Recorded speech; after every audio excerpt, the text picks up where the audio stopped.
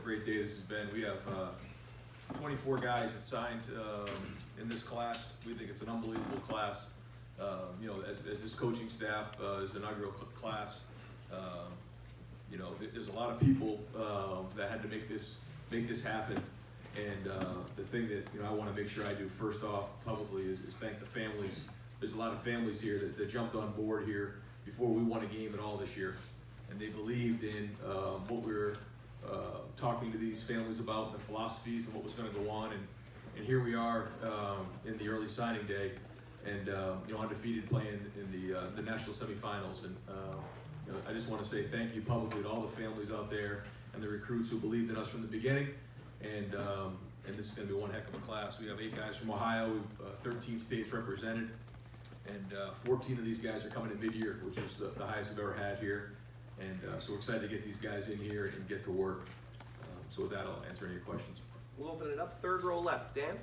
Ryan, obviously you guys had a couple defensive backs who are committed who haven't signed yet, but other than that, is the class pretty much full at this point? Yeah. I mean, 24 guys. That's a full class right there. And I thought the staff did an unbelievable job. You could tell the relationships that were built to get guys like Legend Cavazos and Ryan Watts, Lathan Bransom, Court Williams, to get these guys here, going through the turmoil that we went in with losing Jeff.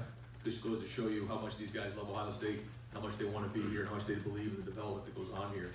And they made their commitment to Ohio State. And I know Buckeye Nation is really happy they signed today. What was that process like with the defensive backs? Who all was involved in that and kind of playing those roles that Jeff Hafley otherwise would have played? Yeah, we just talked about how, when you come to Ohio State, you're going to go to practice every day, first off, against the best players in the country. So every day, there's been NFL GMs and head coaches who come in and ask to watch our practice film. Why? Because there's first rounders going against you every single day. So that's one of the things that we do. And then also, Mickey Marotti is a huge part of the development here at any position, certainly at DB. And that this defense is not going to change. It's a defense that I had a vision for, and Jeff came in and did a great job of, putting that defense on the field this year. But that's not going to change. We recruited to this system, and it was a team effort. It was everybody just communicating with that. It was Mark Pantoni. It was Matt Barnes. I obviously had a big hand in it. Did you guys have anyone serving as a temp assistant coach in Hafley's place on the recruiting trail? No. Jeff was out there recruiting up until the last day of recruiting when we were on the road, and Jeff also reached out to those guys and understands that this has been a great place before Jeff came, and it'll be great after he left, and that he was fortunate enough to be a part of this thing, but we're going to be in great hands moving forward. Front row middle. Dave? As you mentioned, most of these guys in this class committed well before. You guys were 13-0. How much momentum, Ryan, does this give you going into 2021, and maybe what are some of the positions that are of the utmost importance to you in that class? Yeah, I think it's unbelievable momentum. Just talking about getting some of the best players in the country, but the best people. I think you're going to find out as these guys come in, there's some of the best people I've been around, just in terms of the way that they handle their business on and off the field. Great students, captains, leadership, and again, loyalty. From the get-go on this thing, these guys have been loyal. There's a couple things that came through, whether it was the change in staff from Coach Meyer to me and our staff, and then also just not knowing throughout the summer what this year was going to look like. And there was a faith there, and that means a lot to me. And then, for the guys who lost Jeff right here a week before signing day. So that shows a lot about who these people are. And, I thought going into this recruiting cycle, offensive line was a huge deal. And I thought Coach Stud did an unbelievable job. We signed 6 offensive linemen, 3 from Ohio, 1 from Indiana, 1 from the state up north, and then 1 from New Jersey. Paris Johnson, number 1 tackle in America. He's been with us all along. He helped us in recruiting. He and his mom Monica were a huge part of this thing, and I owe them everything, because they've kind of kept this thing together for us. They've been a huge part of it, and he's going to have an unbelievable career here. But again, that was a position in need going into this class, and I thought we hit a home run there. Just real quick, I want to get your opinion on the timing of the early signing period in football. For years it was debated, will there be an early signing period in college football? And I think a lot of us thought if there would be one, it would be like basketball, it would be before the season. I know you're a guy, that's just the way it is. That's how we're going to attack it. I'm curious what you think about the timing. It's just 6 weeks away from the next signing day. Do you think it should be before the season if you were king of college football? I got to really sit down and think about this, because I was not part of those conversations, but I'm in it right now. And however this came down, I'm not sure that they realized what this was going to be like for a coaching staff and a team where you're playing on the 28th. You played in a Big Ten championship game. You have 1 week on the road to go recruit these guys and get out there. There's possible coaching changes on your staff. You have 14 guys coming at mid-year. You have award shows to go to. And then, by the way, once you get off the road, you have 2 weeks to get ready to go play Clemson. That's a very stressful time. But it is what it is. We're keeping our head down and we're going. But I think we have to take a hard look at that. Fourth row left there. Patrick? Ryan, last year when we talked to you about the class, you were trying to keep it together after the coaching change. So this is your first time to put together a whole class. I'm curious just how it was different for you this time around, attacking it from a head coaching perspective. Yeah, well, at this time last year, like you said, it was, just talking to the guys about, our coaching staff and where we're going, and that was kind of in short order. And but this was our first real class. This is our first class from beginning to end, and there was a lot more time, a lot more relationships built with deeper connections there, and just a lot more time. And I thought our staff did a great job. You talk about some of the work it takes to recruit nationally, just the travel and time and phone calls, and the work Mark Pantoni and his staff did to get this class together is just tremendous. But it's great to celebrate on a day like today because there's so much work that gets put into this. And how much did you take from working under Coach Meyer of just how you handle all of this, the importance of recruiting? I mean, obviously that's important, but he puts such an emphasis in these type of classes. Yeah, he's a great recruiter. He really recruited unbelievable players here, and that's why our roster is so good the way it is right now. And so we want to continue that and learn a ton. Behind him, Kevin? Yeah, I wanted to ask you about the receiver hall. A couple 5 stars, a couple 4 stars. I mean, just how that class came together, and just have you seen a group in one class just that strong with what you have there with Julian and Jackson and G and with Mookie? No, I mean, this is probably the strongest class I've seen in a long time that I can remember. Julian Fleming, had an unbelievable high school career, comes in highly decorated, but he's a great young man. His family is awesome. His mom Betsy and his grandfather Mick and all of them.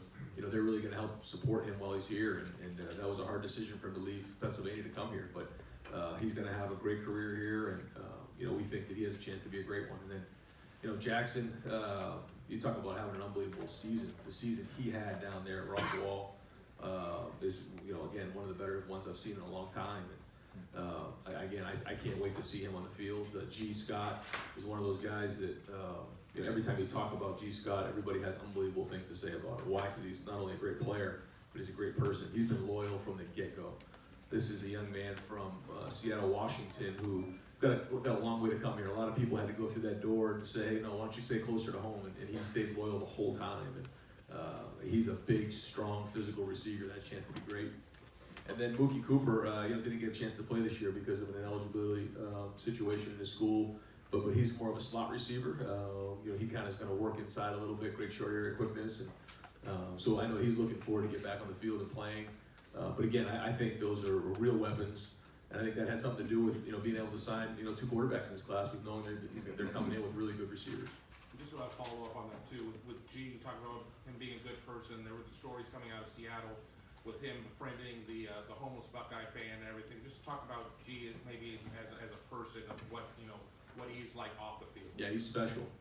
Like you said, he's got a huge heart. What some of the stuff he's done, you guys have seen, but we saw that early on, and what he's done to help put this class together, just through text messages, group texts, talking to those guys, meeting different guys at camps, when he's here on campus, and again, comes from a great family, and I can't say enough about who he is, but also as a player. I mean, you talk about a dominant physical player. When you watch his film, it just jumps off the screen, and so super excited he's a Buckeye. And to the right of Kevin, Zach? Coach, what's your relationship like with Luke Weichler, both East Coast guys coming in the Midwest? So I'm wondering if you guys bonded over any of that type of stuff. Yeah, we did. And his coach Augie Hoffman played at Boston College when I was there as an offensive lineman, and that's an area that I've recruited. When I was at Boston College, it's a great school, and Luke's another guy who was bought in from the beginning. He never wavered at all. I think he's got a chance to be a great interior lineman. You talk about somebody who really takes a lot of pride in the way he goes about his business. He's going to come in here. He's going to be detailed. He's going to work hard. He comes from a great program. And, again, another guy that I think has got a great ceiling. How do you think he exemplifies both East Coast and Midwest qualities?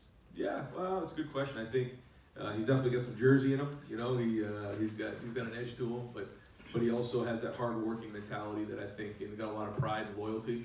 So yeah, I agree. I think he's got kind of both things. You remember who his dog's named after? I forget. Mark Sanchez. Oh, that's right. That's right with the Jets. You guys remember bonding over that too? That's right. Because yeah, we talked about that for a while because I coached Mark when I was with the Eagles, and then yeah, that's right. Second row right, Tony? Ryan, when you are scouting or looking at players, do you compare them to past players that, like, these receivers, do they remind you, I mean, of other players, like? Sometimes, you see somebody and you say that guy kind of reminds me of somebody else. But then other times they just kind of are who they are, and then the more you get around them, the more you learn more about them too. Because it is hard to kind of see things on film. You know, film helps you; it's part of the process. But so much of it is who they are as people too, and their work ethic. And when you go into the school, you ask the guidance counselors and the assistant coaches and all the people in the school about who they are, and that's just as important as anything. And so I don't think you truly get a feel for who they are until they get here and they're in the program for a little while. And then with Jackson, just the numbers that he puts up, I'd say, like, how is that possible? But, like, what do you think of when you see that, when you just see the constant production? Does it translate to college? I hope so. Yeah, I mean, it's exciting when you see stuff like that. You know, when you just see the numbers, over 200 yards receiving a game, one-handed catches, releases where guys fall down on the ground. I mean, yeah, that gets exciting. I can't wait to get them here. Front row left, Nathan? Obviously yourself, Ohio State, and two of the other teams in the playoffs have shown what you can do with a transfer quarterback. But getting two guys in this class, what does that help you do as far as maybe establishing something long-term here? And did you see that as something that was important for the program? Huge, yeah, huge. And this is not something that we took lightly. This is difficult stuff. You guys have asked me a lot of questions over the last year about transfers and with Joe and with Justin and different things that have gone on. We've lost Matthew and Tate, and trying to figure out what that is. And so the idea is to have 4 quarterbacks in that room, and that's not easy to do. And we felt like we had to try to get more depth in that room. And Jack and CJ both bring different things to the table. Jack is somebody that has been committed all along. He was loyal from the get-go. I watched him throw when he was 16 years old, and I saw something in him, and he never wavered either. And I think he's got a chance to be a really good player. And then CJ is somebody who came on the scene a little bit later, and I think he has a high ceiling as well. So both kind of different stories, but I think both are really excited to come in here and go fight for playing time. I think to say that they're going to go compete with Justin to be the starter next year is a little bit unfair. But to fight for that backup spot next year is real, and they'll both be coming in here, and you never know how that works. Before you know it, you're in it. And in order to go, win championships, you have to have depth at that position. So what an opportunity for a couple guys to come in and compete against each other, get developed in what I think is the best offense in college football, and get coached by some of the best coaches. Obviously, things worked out really well with Justin. They're not always going to work out immediately that well. Is there something about bringing these two guys in, yourself, with the background you have, you get to kind of build this from the ground up, the kind of quarterback you want at the front of this program? Yeah, I mean, Mike Yursich did a great job recruiting both of these guys, and he's going to do everything he can to develop these two, and that's the promise you make in recruiting. We're going to do everything we can to develop you, and yeah, I think this offense is very quarterback friendly. And when you look at our history in the past, what we've done here, having Dwayne and seeing what Joe did, and now Justin being in New York City, I mean, I think it speaks for itself. So I think it's exciting, and not being able to have to start right away is a good thing. I think it's good when you can get developed, and it's going to start right in a couple weeks here. And those guys will be enrolled in school. They'll get going with Mick and the mat drills and everything else, and then before you know it, we're in spring ball, and we go from there. Second row left, Stephen? CJ has some things in common with Justin and Dwayne as far as like they're all kind of trained by the same QB trainer. And Quincy was here when CJ came for the game. Did you lean on Quincy at all when asking for some evaluations on CJ, especially since he's working with some of the same guys you coached? Yeah, there's a lot of guys that we asked when all these recruits. We just asked different people for their opinions on these guys, and because you don't get to spend as much time with these guys. You just don't. And by the time it's contact period, like for instance, we recruited all these guys for years. And the only time we were allowed to actually go into their home and have contact with them was this past week before we got here. That's it. So all the other time is on campus. So so many people around the school at these camps, different people you trust are the people you ask to find out more about them. And then the more people you trust, and you trust their opinions, you kind of go with that as time goes on, and then you make your own opinions. But yeah, certainly I think the mark of a good recruiter is asking a lot of questions and finding out what other people think.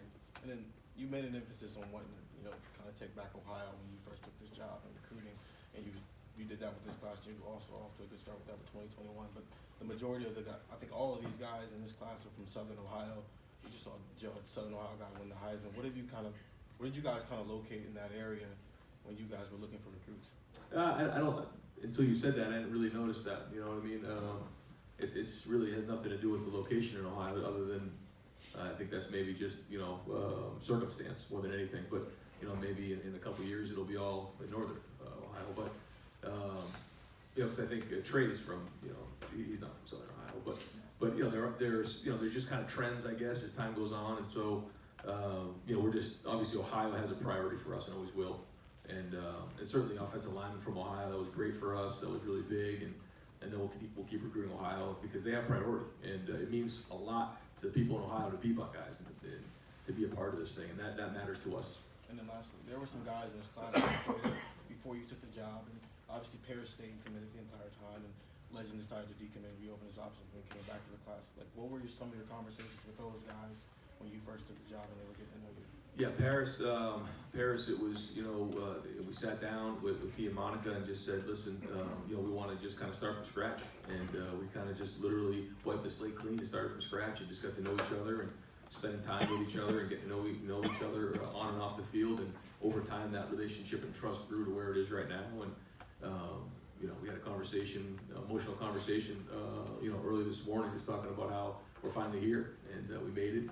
Again, I just thank them for their loyalty and all that. And then with Legend, he kind of went through that same process. He did decommit, and then decided he wanted to be a Buckeye. And then what his dad did, CJ, too, to help us with this thing was unbelievable. He really knows football. He's got a great way around these young men, and he helped us a lot as well. So both of those guys really mean a lot to me. Right next door. Ari?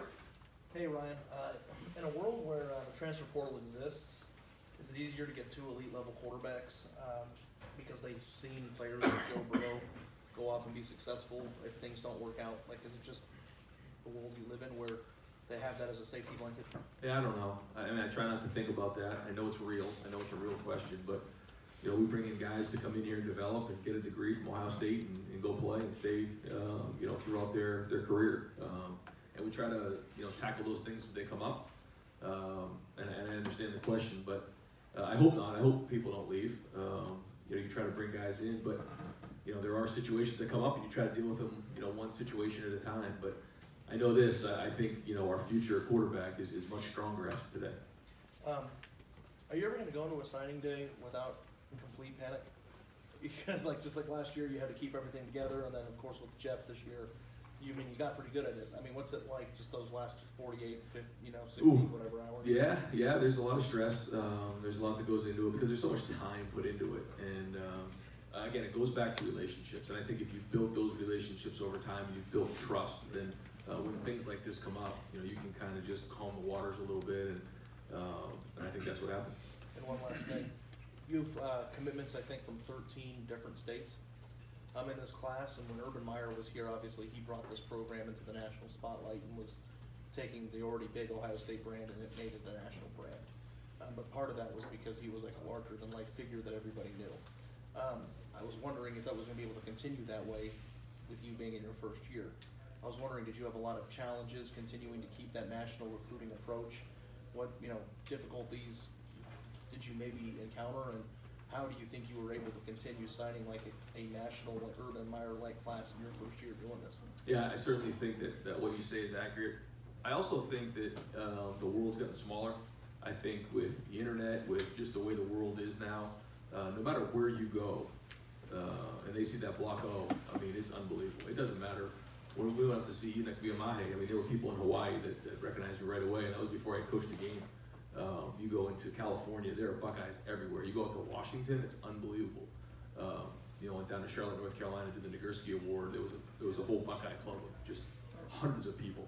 So when you go down to Dallas, Texas, there's Buckeyes everywhere. So I think the brand of Buckeye Nation is throughout the country, and I think people feel that. You know, I think they feel it, and I just think that nowadays kids are more inclined to get on a plane and come to school in Ohio. I think that's changed a little bit, maybe more than 20 years ago when it was a little bit more regional based, I would say. But no, I think that for the most part, families are supportive of their sons in doing that. There are some that we faced where they say, you know, we want you to be closer to home, and that happens. You know, I'm not going to get into specifics on who those were, but you know, they want to stay within, you know, maybe an 8-hour radius or whatever that is. But you know, we try to target the right profile for Ohio State. You know, making sure that we have the right students and the right background and everything like that, and then we go get them. And you know, we find out if there's real interest. You know, we try not to talk people into coming here. That's the other thing. You know, I think that the day of selling and just trying to get guys to sign their name on a piece of paper, those days are over because of the transfer portal.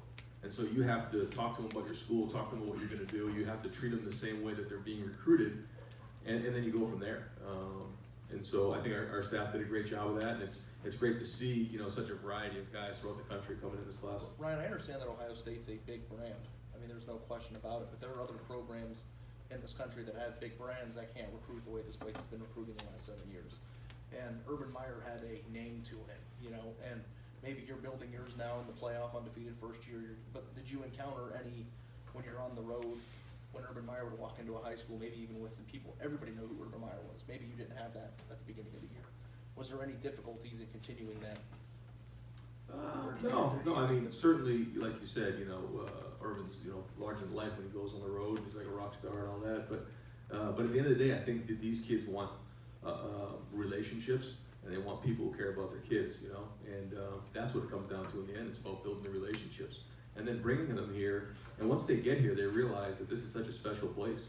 And the circle of care that's been built here by Gene Smith and the administration, it just blows people away. And I think they feel that family atmosphere. You know, it's hard to find a place where you're competing for national championships, but when you walk in the building, you just feel the love and you feel family. And I think more than anything, that's what a parent wants. And, you know, as a head coach, I want to be approachable and be able to pick up my phone and talk to them about those things and be there to develop their sons. And I think, again, you know, Ohio State will get you in the door, but that's not going to close the deal. You have to really, you know, show you're going to take care of their sons, and that's what I think, again, our staff's done a good job of. Front row right, Austin? Ryan, I don't mean to belabor the quarterback point, but you know, sign two, especially as difficult as the process is anymore, as we've talked about a number of times, you didn't get to sell the same thing to other schools that were just looking for one guy. How did you have to tailor that message? How did you pull this off, I guess? Well, no, it isn't even pulling it off. It's just what a great opportunity. You know, I mean, I think if you're a high school quarterback right now, you know, with an opportunity to come play quarterback at Ohio State, I mean, there's a lot of people that would want to do that, and it's an exciting time. You know, and just look what we've done the last couple of years, and look what Justin's done, look what Dwayne's done, and obviously look what Joe's done. And so when you combine that all up, yeah, there's some great excitement, and I think, you know, for the situation that we have, it's unbelievable because you have Justin and you have Gunner, but other than that, there's nobody in the program other than, you know, some of the other walk-ons who are still developing, and we hope that they become, you know, candidates to win a backup job or whatever. But you know, in terms of scholarship guys, that's it. You know, because we had the hole in there with Matt and with Tate left, and so I think that was exciting to them, and they want to get in here and get developed. And I think they see what we're doing on offense and exciting to them. Then at running back, I think it was probably an up and down year for you, a little bit of recruiting there. To end up with Mayan, what made him the guy? Well, first off, he's from Ohio. That matters a lot. He's a big, strong, physical back. He's very, very productive. Everybody in that area just talked about how strong of a runner he was, how productive he was. And so, you know, after we kept going through it over and over again, we looked at a lot of people throughout the country. We're like, wait a minute, we got one right in Ohio here. And I think that meant a lot to us. And I just think he's going to have a great career. He runs with an edge. He runs tough. He runs hard. It's like he's angry when he runs. We like that. So, and he's big and strong. So we just think that he's a great fit. He's another Buckeye. Far left, Lori? Urban Meyer always said the number one trait that he looked for in a recruit was competitiveness. What's the number one thing that you want when you're out recruiting? Yeah, I mean, competitiveness is one of them, but there's so many more things that go into it, you know, that we look for. It's the whole package. And whether it's the film, whether it's the transcript, whether it's what people say in the school, it's just a piece of the pie. And I think when you start to put all those pieces together, you get a good picture of who they are. But there's a lot that goes into it, and the right fit, the right background, the right family situation, you know, and it's not always a perfect thing, you know, like we'll just look for one thing. No, it's a lot, and especially here, because you know, there's a lot of people who want to be Buckeyes, and so you know, we can go, you know, recruit some of the best players and best families and best students in the country, and we don't have to compromise in one of those areas. Ryan, this is as much of a bounce in your step as I've seen in a little bit. If your feeling after the Michigan win was one of relief, what is it today?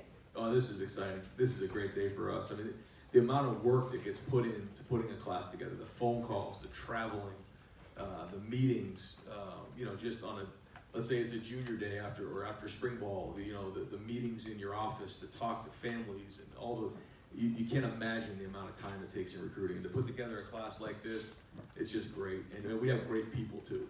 So, you want to know where the program is headed. Obviously, you look at how we did this year, but that's great. But when you want to look at the future, you look at recruiting. And not only do we have great players, we have great families and great students and great people and great leaders who are loyal. That, you know, it wasn't easy for them. It wasn't like this was real smooth this last year. You know, we had a coaching change. We had, you know, Coach Halfley leave a week before signing day, and these guys stuck in there. And that goes to show you when adversity hits, these guys are going to be strong. And so it's exciting for our programs. It's our future. Second row left, Bill? Ryan, you guys are preparing to face a pretty versatile defender in Isaiah Simmons. You've done a lot of different things with Pete Werner this year. When you guys look at Court Williams, do you see him as that kind of player? And just what did you guys like about him as you evaluated him? Yeah, first off, Court isn't, I'll be surprised if he's not a captain when he's here. I've said that to he and his parents a million times. I'm probably tired of me hearing him say that. But state champ, you know, in California, which is not easy to do. He comes from a great program, same program as Wyatt Davis, and the coaches at Boston do an unbelievable job. And to go and win the way they did, the state championship, play the way that they played, he's playing at a high level. And he's got a lot of versatility. He can do a lot of things. And so we're going to find different ways to get him on the field. Like you said, he's kind of, you know, he's a little bit different style than Simmons. Simmons is a little bit longer. Court's maybe a little bit more compact, and a little bit bigger. But same idea, though. You can use different things with them. And those are the kind of guys you want. Is it hard to evaluate guys at the high school level when you're looking for somebody like that? Like how often do you encounter high school programs who use guys in that way? Or are they more and more? I think more and more now. You know, I think more with the 3-down fronts and the hybrid fronts. You're starting to see more of that in high school. Okay. And this offensive line class, you talked about it a little bit. It looks like you have a pretty good mix of guys who, if you needed them to, are a little advanced, could be next year, and then some more developmental guys.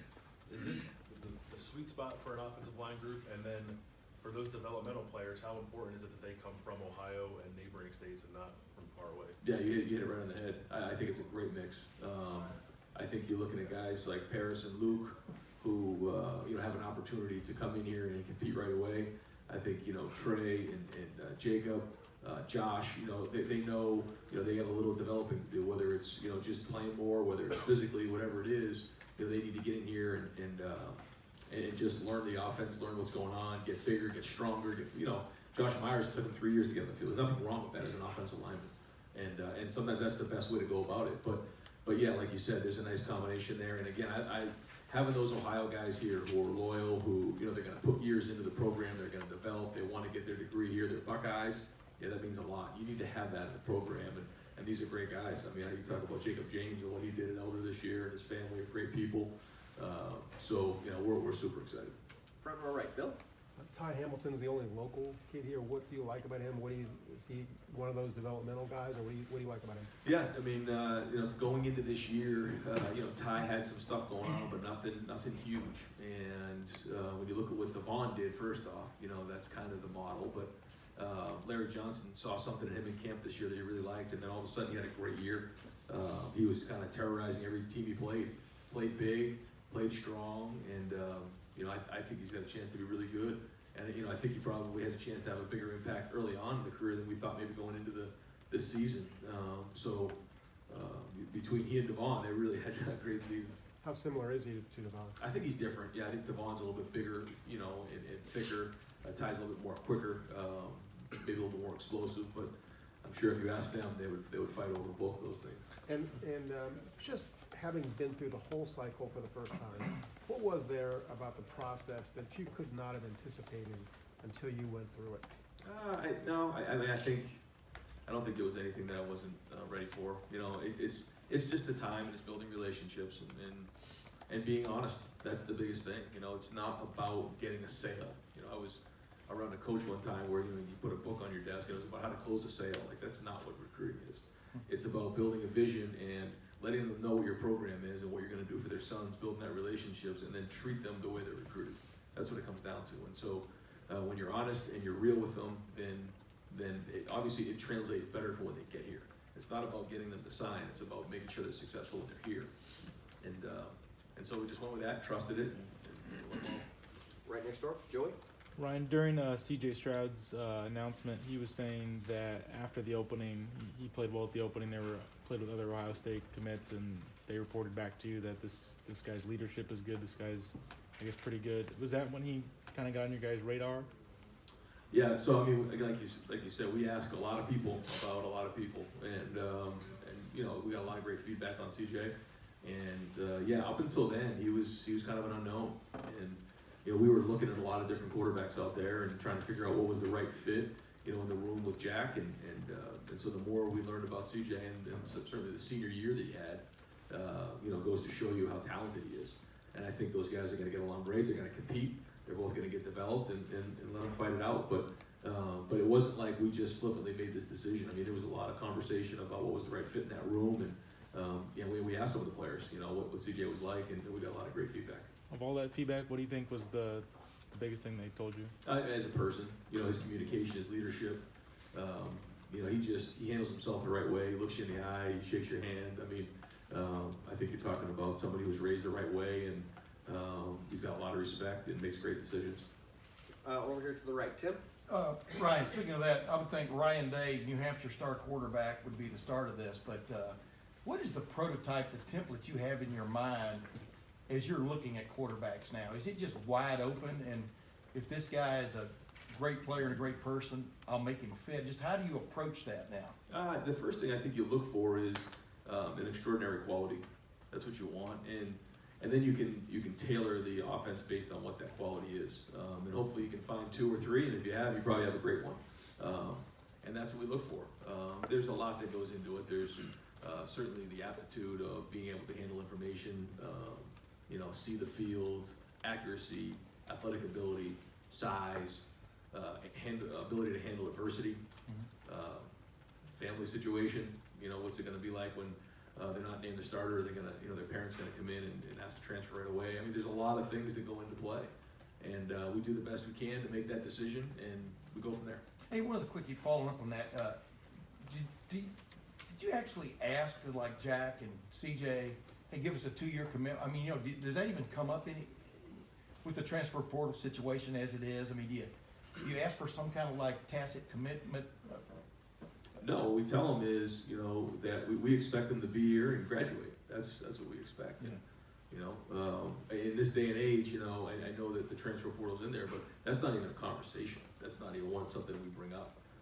It's about coming in here, competing, winning a job, and getting your degree and going on to do great things. And that's it. Because we know that and everybody knows they have to compete. And the only thing I can guarantee is that there's going to be 2 or 3 other guys in a room, really good players, because they're getting recruited by Ohio State, that they're going to have to compete against.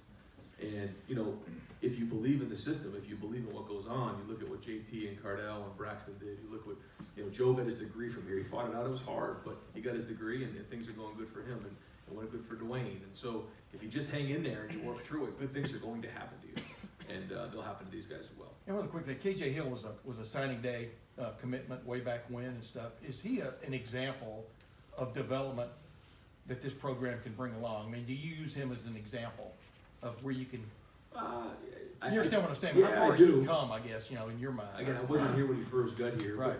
but KJ's just had production throughout his career, really, though. I mean, since I've been here, he's been clutch, he's been very, very productive, and I think he's a great example of that. Yeah, I mean, if you look at the guys, and he's not the only one who have been in the program for 4 and 5 years, you see a high level of development, and that's kind of what I was getting at with the defensive backs, is that, you know, if you're here and you're competing, like Jonah Jackson's a great example of that. Jonah Jackson comes in and competes against Devon Hamilton. He's blocking Chase Young every day for the last year. Guess what? He's a first-team All-Big player. Why? I mean, there's a lot of reasons that come into it, but one of them is you're going against great players every day. And that's the same thing in every other position. Last couple groups of questions. Front row left, Doug? Ryan, would you have room if another guy or two wants to be a Buckeye? We might be able to make some room. Overall, it's funny how that works. Overall, I mean, you're gonna have some guys leave for the NFL, just overall on numbers, and I know it's always fluid, this kind of thing, like, how are you overall, just looking ahead? Yeah, well, we're kind of right at the number right now, but there's some wiggle room in there. I forgot to ask about DeJuan Jones on Monday, so I'm gonna make it a recruiting question today. A guy like that, a year ago, he's kind of like maybe a raw guy with some tools. What have you thought of his development this year? And then, are you sometimes intrigued by recruits like that who maybe aren't as polished, but you think, man, we might be able to do something with this guy? Yeah, I just talked about it today, walking on the field, that we didn't, Enoch Giamai and DeJuan Jones were not really even much on our board all that much at this point last year. And then we went out and found those guys, and you know, Enoch was you know, pretty heavily recruited, you know, but DeJuan really wasn't. He kind of came on the scene late, and to see the way those guys have developed, those guys are really good players. I mean, really good players. They work hard. They're great kids. Stud's done a great job and they've got a lot of work this year. You know, we were talking about that the other day. Typically, young offensive linemen don't get as much work, game experience. These guys played, and when you're on the scout team going against those guys, you know, Jay Sean Cornell and Coop and those guys every day, you're just getting better. And I think they've done a great job. And you know, both those guys came in the summer, and it's December, so like, you know what, in 7 months they've come a long way. You tell the story a couple of years ago, you're in California watching Jack Tuttle, and you come across Chris Olave. You have 2 Arizona kids, 2 California kids, a Washington kid in this class. You were involved with a lot of other guys in that area of the country. Why was Ohio State on the West Coast in this class? You know, I think it's more of just there were really good players out there, and when we went out there and you make those calls and you go out there and visit those guys in the spring or last winter, there's interest there. And you know, we played in that Rose Bowl. I don't know if that had something to do with it, just being out that way, but there was just an interest there. And we followed up with it, and we fell in love with these guys. I mean, Lathan Ransom is going to be as good a safety as we've had here in a long time. And he and his family are unbelievable people. They believed in this place. They believed in what we're doing. And you know, I'm so excited he's part of this thing. Again, whether he's from Arizona or Kentucky or wherever else, it doesn't matter. I mean, this is a guy who wants to be at Ohio State. He's a great student, great person. Has a chance to get really good players. Like 17 years old, and so yeah. I mean, I don't know what it is nowadays. Again, I think that maybe the world's gotten a little smaller. And guys are less inclined to stay closer to home. They're okay with going a little bit further away to play. And so, because of that, I feel strong. And I think when you look at our locker room, it's not, there's a lot of Ohio guys here, a lot of Midwest guys, but there's also like some guys, like you said, Chris and Wyatt, and different people from throughout the country where there is that support system in place when they get here. You know, again, Enoch's from Hawaii. There's different people throughout the country, guys from Texas, JK, Jeff, Barron. Those guys, they kind of take them in and say, listen, you're going to be homesick a little bit, but it's okay. And the Ohio guys are the foundation of this program. But they're the ones that kind of set the whole pace of this program, and they're willing to bring guys in. You know, they don't get territorial. And again, I don't know if it's like that in every program, but it's a really good culture here. And final question, second row middle, Steve. Yeah, Coach, you've talked several times today about getting guys their degrees. As I looked at your commencement list the other day, I think 11 of your 22 starters for your bowl game will be Ohio State graduates. Just, I know your kids come here hoping to get to the National Football League, and plenty of them will, but is this also part of the recruiting pitch that just watch our game? This guy's a graduate, this guy's a graduate. Just, I don't know, what do you say about that and the support that those guys have gotten here? Yeah, I'm really proud of that. And I think that there is, you know, for people who don't know Ohio State, sometimes they think because we play at such a high level of football, there's a little bit of that factory tag. And then the closer they get to the program, they realize that's nothing to be the case. And when you look at the guys who are on our team, when you look at how veteran we are, I think that goes to show you why the season we've had is because we have veteran guys, we have graduates out there, we have some senior laden, we have a senior laden team, and that matters. And I think the more veteran you can be, the better. And the more you can develop these guys and get them into their 4th and 5th year, the better it's going to be. And And then some of these guys, you know, a lot of these guys are working on their masters. And the way that it's organized for these guys, where they can get their masters paid for and come back and finish it, it's as good as there anywhere as there in the country. And so when you combine all that together with competing for national championships, it makes it very, very attractive for recruits. Just last thing, we talked to you Monday, you've now had a couple more days of practice to prepare, and you're sending everybody away to go home for a few days. What have you learned about this team the last 2 days? Are you happy with the preparation? Do you feel like you got everything you needed to get accomplished? Well, the last 2 days? It's very different because we practiced 5 of the last 6 days, and typically you have different phases as you get ready for bowl practice. But this was very different, and we had 3 really good days of practice. Had a good day of practice today, but they need to go home for 3 days and get away, and then meet us in Arizona on Sunday, and then have a great week of practice. You know, it's a long season, and it's almost like having just a couple of bye weeks getting ready for a game. It's not really like getting ready for a bowl game, in my opinion.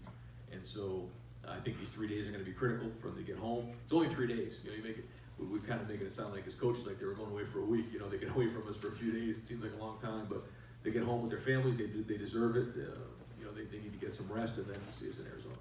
Great. Coach, thank you very much. Thank you, Ryan. Thanks, Ryan.